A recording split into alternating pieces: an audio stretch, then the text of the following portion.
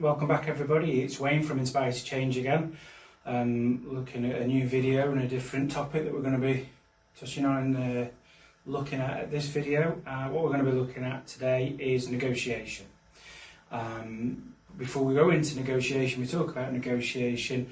Quick reminder, as always, at the beginning of every video, if you like and subscribe to the YouTube channel, then you'll get notified every time that we upload a new video and a new topic. These videos hopefully do go hand in hand with the Skills and Inspiration workbook that I know many of you already had sent out to you. If you have a look at the descriptions below each of the videos, there is a link to the Skills and Inspirations videos. By all means, if there's anything that is of interest and you do like or you want to discuss further, feel free to get in touch with us at Inspire to Change and we can book an appointment and have a discussion with you over the phone, especially at the moment with what's going on. Okay, so negotiation. Looking at negotiation, what does the word negotiation mean to you? Because I think negotiation means different things to different people. And I think the key word that I always hear when we do look at negotiation in groups is this idea of compromise. And I suppose one of the things we've got to think about is, what is compromise? What is compromise? What is negotiation? Are they the same things or are they just closely linked? What is our view of negotiation? Because I don't know, I think we've sort of lost our way a little bit about what negotiation means, what compromise means. And I think we've lost a little bit of that skill of being able to negotiate because of how our lives are. The days of being able to barter aren't really there in the Western world anymore, because you'll go into a supermarket, you'll go into a shop and you'll see a price for a product and that's what you pay. Can you imagine going into a supermarket, having a walk around and saying to one of the store workers, excuse me, this product here, how much would you accept cash for that? Or how much if I buy in bulk? It doesn't happen. We see a price, we pay it. No haggling, no quibble, that's what we pay. So I think overall we're starting to lose that skill of negotiation, which ties in very closely with communication and being able to talk backwards and forwards. And I think one of the places that we've lost the idea, or one of the reasons we've lost the idea of what negotiation actually is with regards to foresight, being able to look to the future. We very much concentrate on the here and now. And we think negotiation is getting the best deal for me now. And not being able to think, well, how does that affect that other person that I'm negotiating with? And would that affect how we then deal with each other in the future?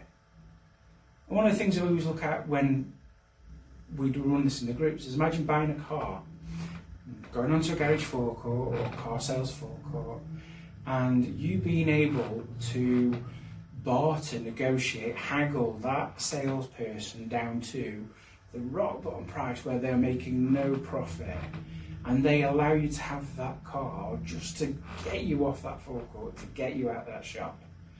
Now you're going to drive away from there, but then if you need to go back or you want to go and buy another car, in your mind you're thinking, I managed to get a right deal out of them. However, you drive back on and they're thinking, I'm having nothing to do with them. You haven't got that long-term relationship. And the same as if you drove off that forecourt and feel that you'd paid over the odds for a car. You wouldn't go back and use that business again. And I think that's where we lose our way with negotiation. It's about thinking more long term. I might not be 100% with what I've got. They might not be 100% with what they've got, but at least we're both okay with it. We can live with it. We can live with the compromise. We can see that there's been give and that there's been take. And I think if we look internationally, are there some cultures that are actually a lot better at that idea of negotiation, that idea of compromise? Are there cultures where bartering is still very much part of the buying process, and therefore keeping that idea of negotiation still alive? Okay, so having a think about negotiation, there are books upon books upon books about negotiation.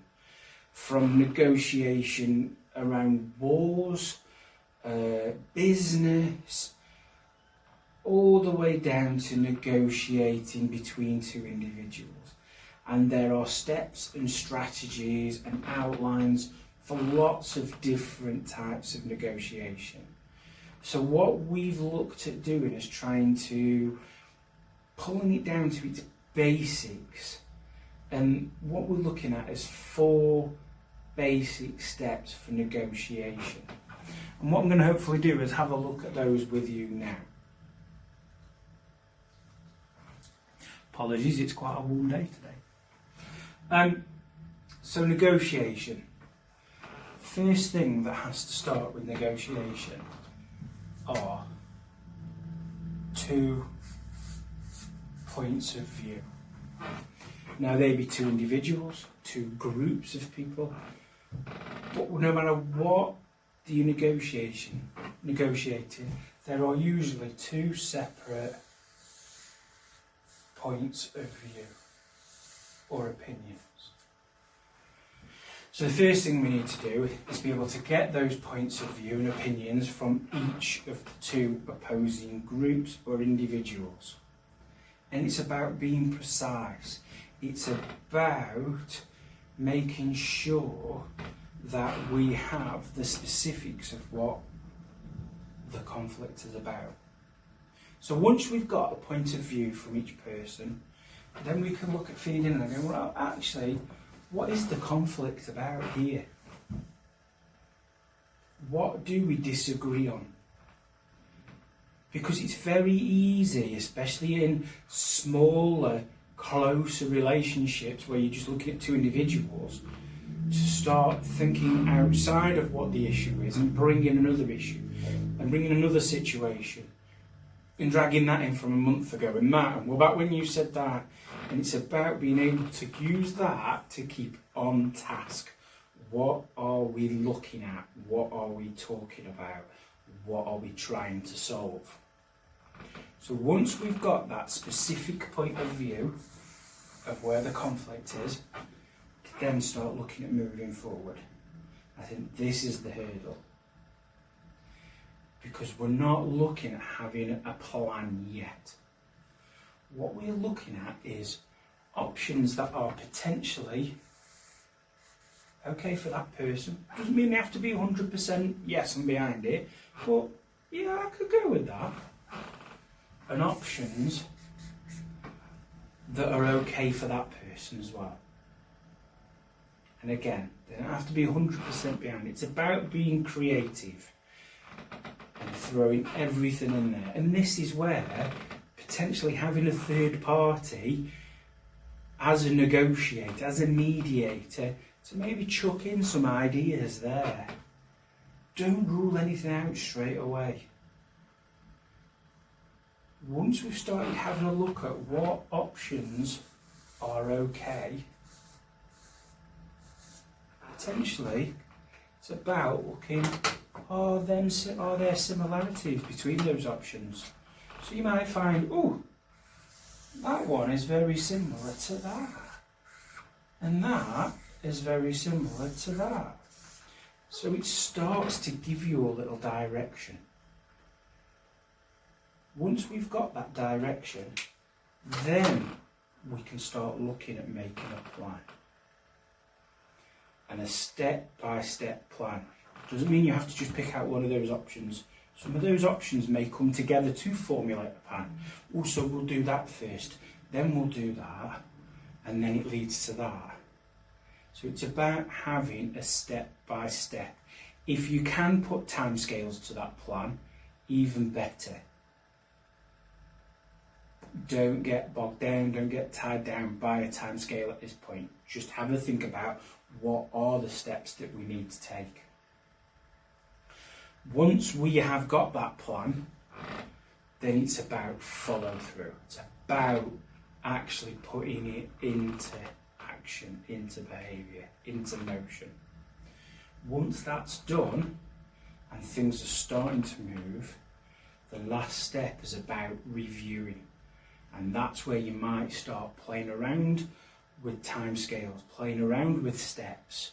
It's not about totally scrapping things. You might just want to tweak here and there. There might be slight, subtle changes that you want to make.